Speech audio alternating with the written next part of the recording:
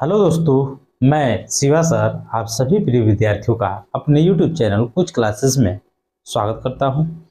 जैसा कि हम लोग क्या हमारे आसपास के पदार्थ चैप्टर को पढ़ रहे हैं।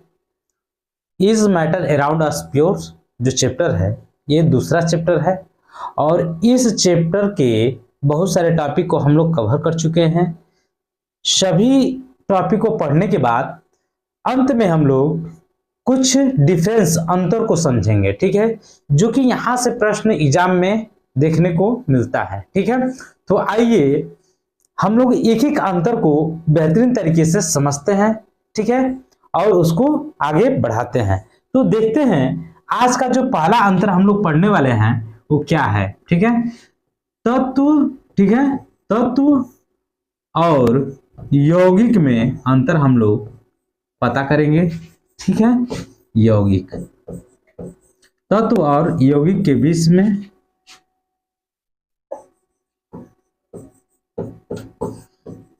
अंतर। ठीक है, ये हम लोग का आज का ये पहला प्रश्न है, तत्व और यौगिक के बीच अंतर। ठीक है, मतलब तत्व और यौगिक में अंतर हम लोग आज स्पष्ट करेंगे, जिससे कि एग्जाम में आपके प्रश्न एक भी छूटे नहीं। ठीक है, तो आइए हम लोग शुरू करते हैं तत्व और यौगिक के बीच में अंतर। ठीक है, तो सबसे पहले हम लोग समझते हुए प्रश्नों को करेंगे। ठीक है, तो देखिए जो सबसे पहला अंतर होता है, जो कि मेजर अंतर होता है, कि जो तत्व होता है ये परमाणुओं से मिलकर बना होता है, लेकिन जो यौगिक होता है ये तत्वों के द्वारा निर्मित होता है। जो यौगिक होता है ये तत्वों के समूह से क्या होता है, निर्मित होता है। आई होप आपको ये पहला अंतर समझ में आ गया होगा। तो देखिए तत्व जो होता है, तत्व, ठीक है, तत्व यहाँ पे हम लोग लिखेंगे यौगिक। क्या लिखेंगे? यौगिक, यौगिक। ठीक है, तो पहला तत्व, पहला अंतर हम लोग क्या लिखेंगे कि तत्व जो होता है, ध्यान दीजिएगा, तत्व एक ही प्रकार के परमाणु द्वारा निर्मित होता है। तत्व जो होता है, तत्व एक ही परमाणु द्वारा निर्मित होता है। ठीक है, क्या होता है? तत्व जो होता है एक ही प्रकार के परमाणु द्वारा निर्मित होता है। आई होप आपको ये पहला अंतर समझ में आ गया होगा। ठीक है, अब देखिए यौगिक के बारे में हम लोग समझेंगे कि देखिए तत्व एक ही परमाणु द्वारा निर्मित होता है, लेकिन जो यौगिक होता है एक क्या होता है, एक से अधिक प्रकार के तत्वों द्वारा निर्मित होता है। ठीक है, जो यौगिक होता है एक क्या होता है, एक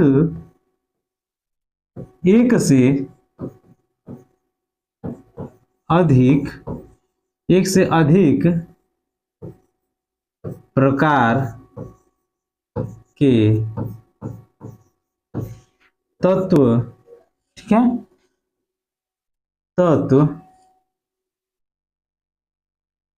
तत्व द्वारा निर्मित होता है। ठीक है, पहला अंतर स्पष्ट हो गया। अब देखते हैं इसके उदाहरण को हम लोग समझते हैं। ठीक है, किसके? तत्व के। ठीक है, तो जो तत्व होता है, तत्व में तत्व कौन कौन से होते हैं उसको समझ लीजिए।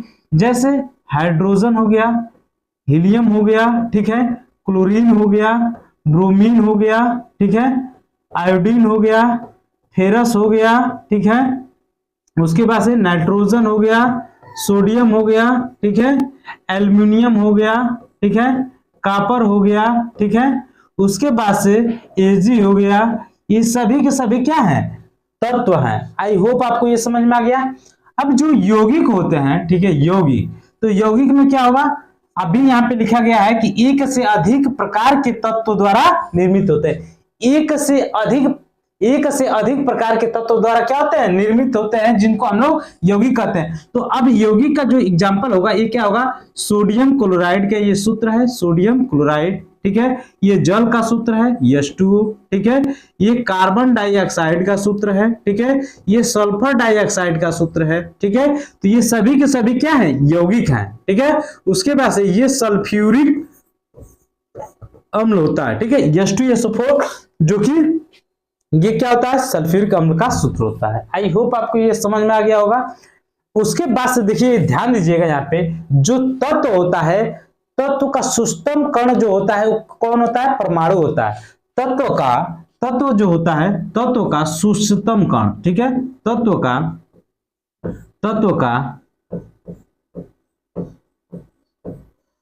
सूक्ष्मतम कण, तत्व का सूक्ष्मतम कण क्या है, परमाणु।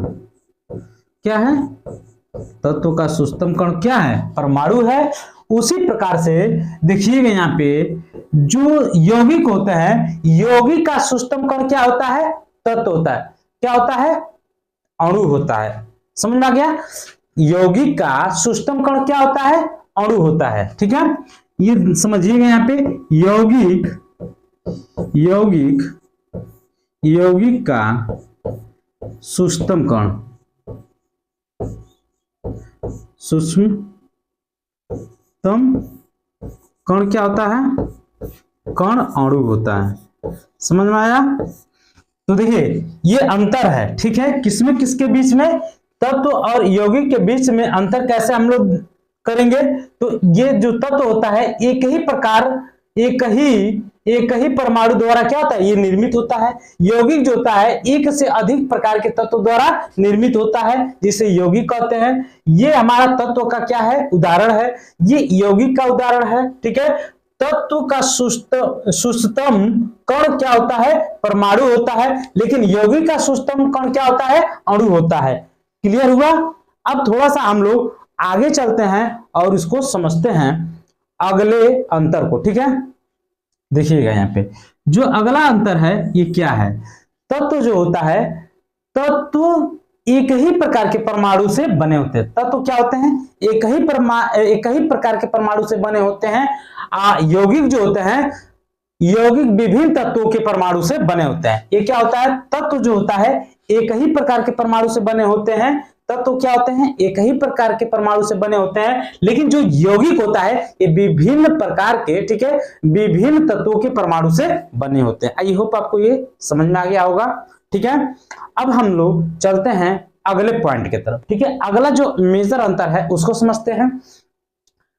तत्व जो होता है, प्रत्येक तत्व का सबसे छोटा स्वतंत्र कण परमाणु होता है। समझिएगा, प्रत्येक तत्व, ठीक है, प्रत्येक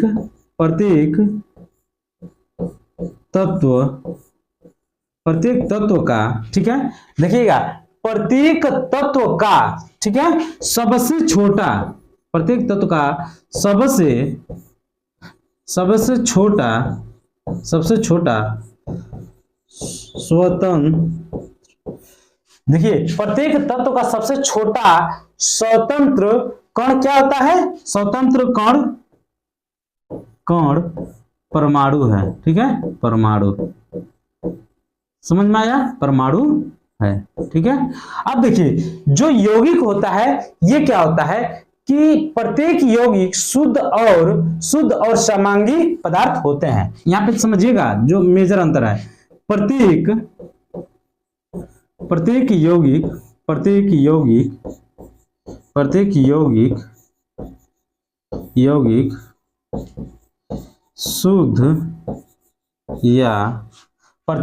शुद्ध या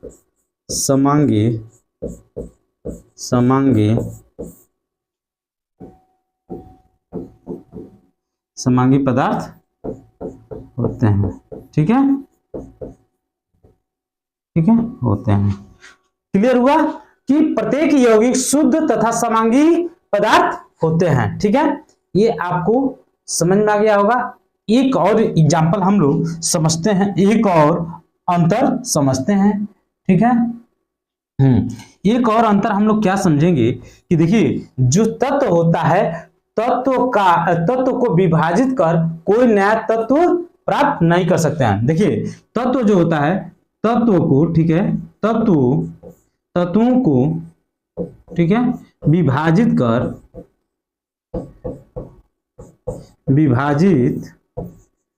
कर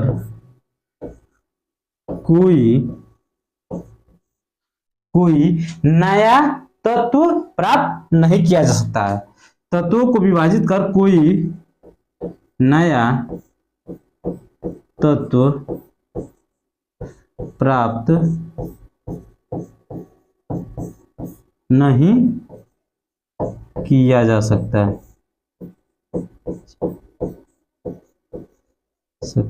ठीक है, नहीं किया जा सकता।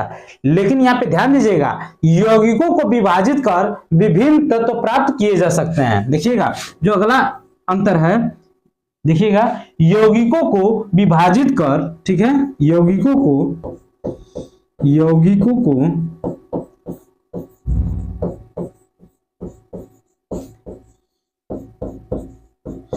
विभाजित कर, यौगिकों को विभाजित कर विभिन्न तत्व प्राप्त किए जाते हैं।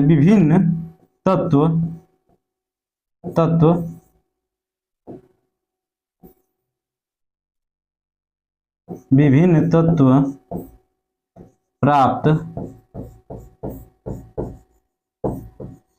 किए जा सकते हैं।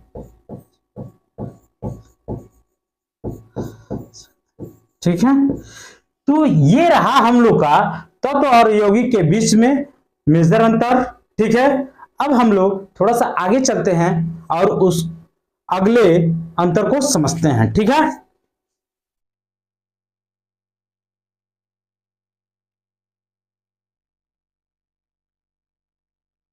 तो हम लोग अगले वाले अंतर को समझते हैं।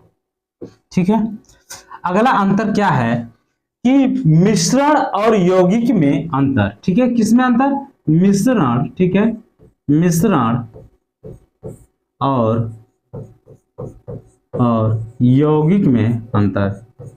यौगिक में अंतर। ठीक है, मिश्रण और यौगिक में अंतर। ठीक है, ये हम लोग अंतर पढ़ेंगे। तो सबसे पहले मिश्रण को देखते हैं। मिश्रण, ठीक है, मिश्रण इधर लिख लेते हैं हम लोग क्या, यौगिक। क्या लिख लेते हैं? यौगिक। ठीक है, ठीक है, मिश्रण और यौगिक। मिश्रण क्या होता है, ध्यान दीजिएगा, दो या दो से अधिक द्रव्यों को किसी भी अनुपात में मिलाने से बनता है, जिसे हम लोग मिश्रण कहते हैं। ठीक है, जो यौगिक होता है ये क्या होता है, दो या दो से अधिक तत्वों को निश्चित अनुपात में रासायनिक संयोग से क्या होता है, बनता है। उसे हम लोग क्या कहते हैं, रासायनिक संयोग से जो प्राप्त होगा, दो या दो से अधिक तत्वों के रासायनिक संयोग से जो प्राप्त होगा उसे यौगिक कहेंगे। लेकिन मिश्रण किसे कहते हैं, जो दो या दो से अधिक द्रव्यों को किसी भी अनुपात में मिला दिया जाता है, तो ये क्या होता है, मिश्रण तैयार हो जाता है। तो सबसे पहला कि हम लोग इसको क्या किया जाता है, इसको ध्यान दीजिएगा, किसी भी अनुपात में क्या किया जाता है, मिला दिया जाता है। ठीक है, मिश्रण जो होता है ये किसी भी अनुपात में मिला दिया जाता है। किसी भी अनुपात में मिलाते हैं। ठीक है, किसी भी अनुपात में मिलाते हैं। ठीक है, लेकिन जो यौगिक होता है ये क्या होता है, ये किस तरह से प्राप्त होता है, तत्वों के निश्चित अनुपात में। ठीक है, तत्वों के निश्चित अनुपात में, ठीक है, तत्वों के निश्चित अनुपात में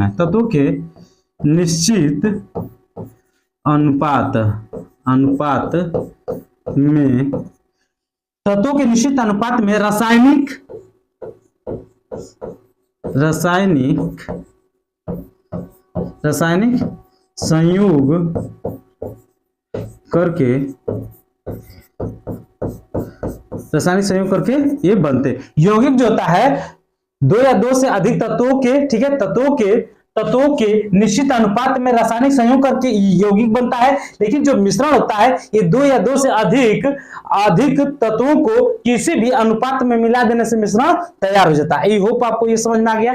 अब थोड़ा सा हम लोग समझते हैं कि मिश्रण जो होता है, मिश्रण का कोई सूत्र नहीं होता है। क्या होता है? मिश्रण का कोई सूत्र नहीं होता है। ठीक है, इसका सूत्र क्या होता है? नहीं होता है। लेकिन जो यौगिक होता है, यौगिक का सूत्र होता है। इसका क्या होता है? सूत्र होता है। ठीक है, सूत्र होता है। किसका? यौगिक का सूत्र होता है, लेकिन मिश्रण का कोई सूत्र निश्चित नहीं होता है। ठीक है, इसका सूत्र नहीं होता है। आई होप आपको समझ में आ गया होगा। अब देखते हैं कि अगला जो अंतर है वो क्या है? गलनांक व क्वथनांक। गलनांक व क्वथनांक निश्चित नहीं होता है। जो मिश्रण होता है, मिश्रण का गलनांक, ठीक है, गलनांक व क्वथनांक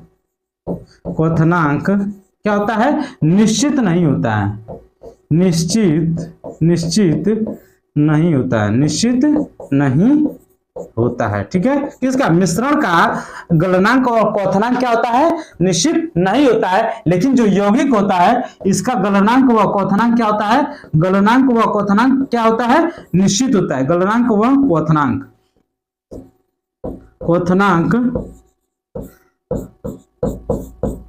क्वथनांक निश्चित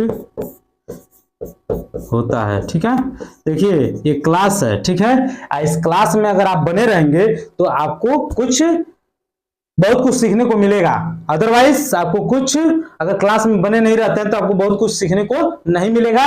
जो कि ये क्लास क्या है? बहुत इंपॉर्टेंट क्लास है। ठीक है, यहाँ से एग्जाम में प्रश्न देखने को आपको जरूर मिलेगा। ठीक है, और जब आएगा तब आप कहेंगे कि हाँ क्या क्लास था। ठीक है, तो इस क्लास से जरूर क्वेश्चन आने ही वाला है आपके एग्जाम में, ये जान लीजिए। ठीक है, तो आप इसको पढ़िए और बेहतरीन तरीके से समझिए। ठीक है, अब अगला जो अंतर है उसको हम लोग समझते हैं कि जो मिश्रण होता है, ये मिश्रण क्या होता है? मिश्रण ये बिस्मांगी मिश्रण होता है। कैसा होता है? बिस्मांगी होता है। कैसा होता है?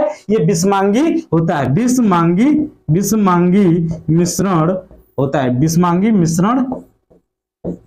मिश्रण है। ठीक है, और ये जो होता है यौगिक जो होता है, ये समांगी मिश्रण होता है। ये कैसा होता है? समांगी मिश्रण होता है। समांगी मिश्रण है। बिस्मांगी मिश्रण, देखिए मिश्रण जो है ये बिस्मांगी मिश्रण है, लेकिन जो यौगिक है ये कैसा मिश्रण है? समांगी मिश्रण है। आई होप आपको ये समझ में आ गया है। ठीक है, अब थोड़ा सा हम लोग इसके आगे चलते हैं, एक और स्टेप को क्या करते हैं? समझते हैं। ठीक है,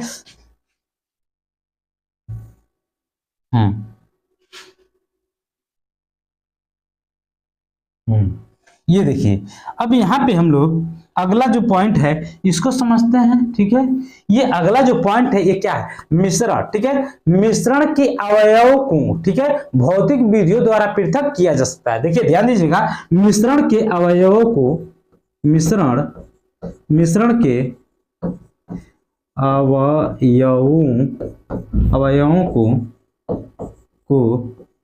ठीक है, भौतिक विधियों द्वारा पृथक किया जा सकता। थोड़ा इसको समझिएगा कि मिश्रण जो होता है, मिश्रण के अवयवों को भौतिक विधियों द्वारा पृथक किया जा सकता है। आई होप आपको ये समझ में आ गया। यौगिक जो होता है इसमें क्या, यौगिक के अवयवों को भौतिक विधियों द्वारा पृथक नहीं किया जा सकता है। बात समझ में आ गया। तो देखिए यहाँ पे जो अगला है, ठीक है, ये 4 है, ये 5। ठीक है, कि यौगिक के अवयवों को, ठीक है, भौतिक विधियों द्वारा पृथक नहीं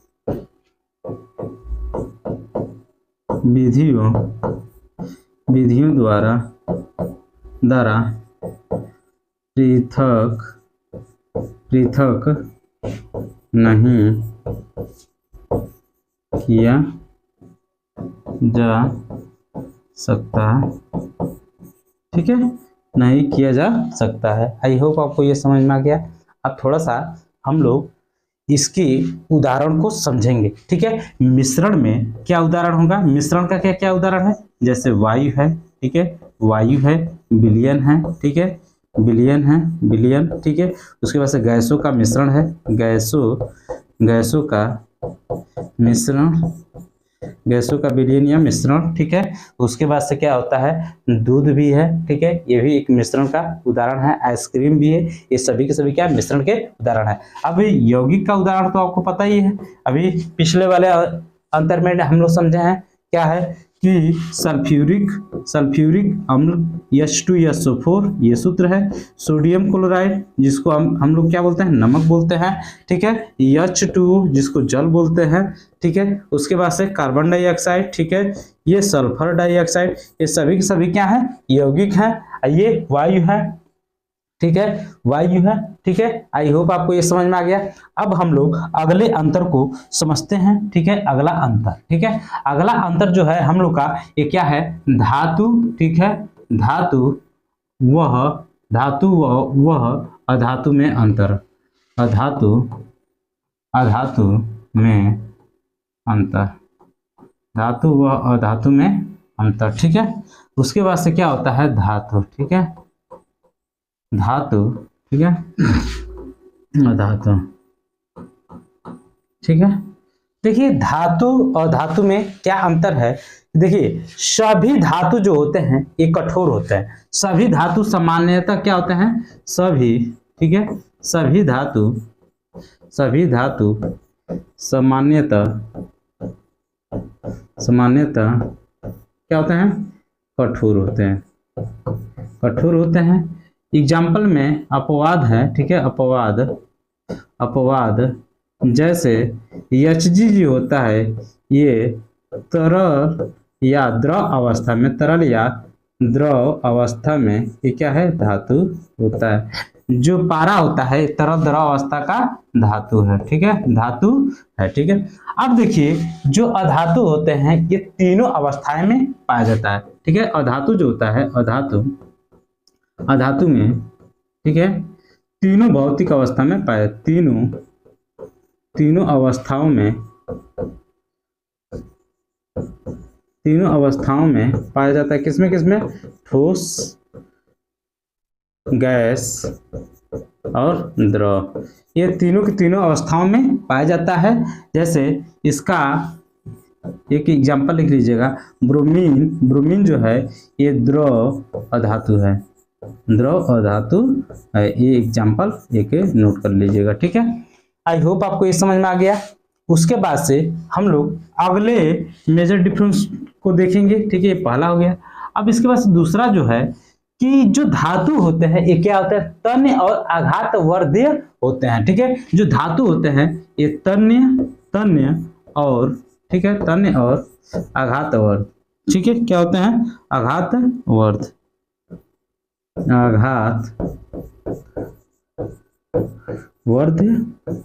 होते हैं, ठीक है। जो अधातु होते हैं ये क्या होते हैं, अधातु जो होते हैं ये तन्य और आघात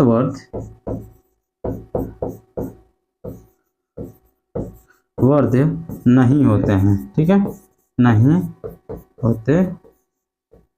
आई होप आपको ये समझ में आ गया। उसके बाद से जो तीसरा अंतर है ये क्या है, तीसरा जो अंतर होता है कि धातु जो होता है ये क्या होता है, ध्वनिक व चमकदार होते हैं, ठीक है, ध्वनिक व चमकदार होते हैं। लेकिन जो अधातु होते हैं ये ध्वनिक व चमकदार नहीं होते हैं, चमकदार नहीं होते हैं। आई होप आपको ये समझ में आ गया होगा कि जो धातु होते हैं ये क्या होते हैं, ध्वनिक और चमकदार होते हैं, लेकिन जो अधातु होते हैं ये ध्वनिक और चमकदार नहीं होते हैं, ठीक है। एक और इम्पोर्टेंट जो लाइन है ये समझिएगा कि ये धातुओं का उच्च गलनांक होता है, ठीक है। धातुओं में क्या होता है, उच्च घनत्व होता है, उच्च घनत्व होता है, ठीक है, उच्च घनत्व होता है। क्या होता है, उच्च घनत्व होता है, ठीक है। इसमें अपवाद कर लीजिएगा, अपवाद में कर लीजिएगा सोडियम, ठीक है, और पोटेशियम, ये अपवाद है, ठीक है। सोडियम और पोटेशियम क्या है, हमारा अपवाद है। लेकिन जो घनत्व होता है ये अधातुओं में घनत्व क्या होता है, घनत्व कम होता है। धातुओं में घनत्व क्या होता है? कम होता है, कम होता है। धातुओं में घनत्व क्या होता है? कम होता है। ठीक है, आई होप आपको ये समझ में आ गया होगा। अब थोड़ा सा हम लोग और भी अंतर को समझते हैं। ठीक है, इसको समझिएगा। ठीक है, अगला जो अंतर है ये क्या है? ठीक है, ये है 5वें नंबर का। ठीक है, जो धातु ऑक्साइड होते हैं यह क्षारीय और उभयधर्मी होते हैं। धातु जो ऑक्साइड होते हैं क्या होते हैं? धातु ऑक्साइड, धातु ऑक्साइड, धातु ऑक्साइड, ऑक्साइड, धातु ऑक्साइड कैसे होते हैं? धातु ऑक्साइड क्षारीय और उभयधर्मी होते हैं। धातु ऑक्साइड क्षारीय और उभयधर्मी होते हैं। उभयधर्मी होते हैं। ठीक है, उभयधर्मी होते हैं। आई होप आपको समझ में आ गया होगा। लेकिन यहाँ पे ये समझिएगा कि जो अधातु होते हैं, अधातु जो होते हैं, अधातु ऑक्साइड की प्रकृति क्या होती है? अम्लीय होती है। ठीक है, अधातु ऑक्साइड, अधातु ऑक्साइड की प्रकृति क्या होती है? अम्लीय होती है। अम्लीय होती है, अम्लीय होती है। समझ में आ गया? उसके बाद से जो अगला मेजर डिफरेंस है वो क्या है? धातु तनु अम्ल से हाइड्रोजन गैस निकालती है। ठीक है, क्या करती है? हाइड्रोजन जो धातु होता है ये तनु अम्ल से हाइड्रोजन गैस निकालती है। और जो ये अधातु होती है ये क्या करती है? अधातु तनु अम्ल से हाइड्रोजन गैस नहीं निकालती है। समझ में आ गया? उसके बाद से जो अगला डिफरेंस है उसको समझिए। धातु ऑक्साइड आयनिक होते हैं। धातु ऑक्साइड क्या होते हैं? धातु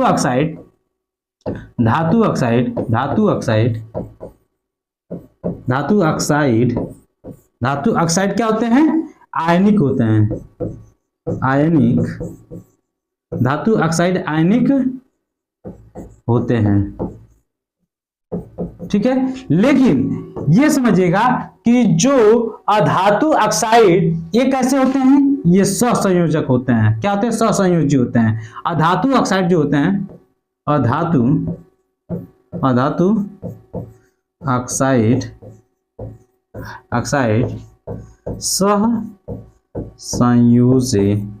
सहसंयोजी होते हैं। समझ में आ गया?